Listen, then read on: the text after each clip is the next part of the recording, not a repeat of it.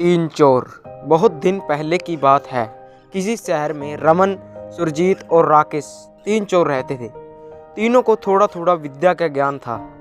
तीनों चोरों को विद्या का ज्ञान प्राप्त करने होने के कारण बहुत घमंड था। विद्या द्वारा तीनों चोर शहर में बड़े बड़े लोहे की तिजोरियों को तोड़ देते थे और बैंकों को लूट लिया करते थे। इस तरह तीनों चोरों ने शहर के लोगों की नाक में दम कर रखा था।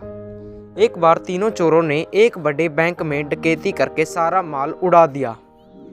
तब पुलिस को खबर हुई तो तीनों चोरों को पकड़ने के लिए तलाश करने लगी, मगर तीनों चोर पास ही के एक घने जंगल में भाग गए। तीनों चोरों ने देखा कि जंगल में बहुत सी हड्डियां बिखरी पड़ी हैं।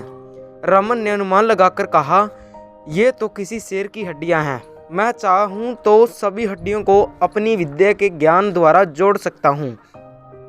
सुरजीत को भी विद्या का घमंड था, तो वह बोला, अगर ये शेर की हड्डियां हैं तो मैं इनको अपनी विद्या द्वारा शेर की खाल तैयार कर उसमें डाल सकता हूं।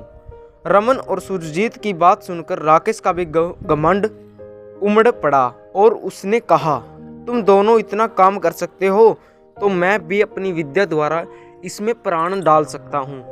तीनों चोर अपनी विद्या का प्रयोग करने लगे। कुछ देर बाद रमन ने सारी हड्डियों को जोड़ दिया और सुरजीत ने शेर में खाल डाल दी और राकेश ने थोड़ी देर में शेर में जान डाल दी। तभी तीनों चोर सामने एक जीवित भयानक शेर को देखकर थर थर कांपने लगे, मगर शेर के पेट में तो एक दाना नहीं था। वह भूख के मारे गरजता हुआ तीनों चोरों पर हमला कर बैठा और तीनों को मारकर खा गया। शेर मस्त होकर घने जंगल की ओर चल दिया।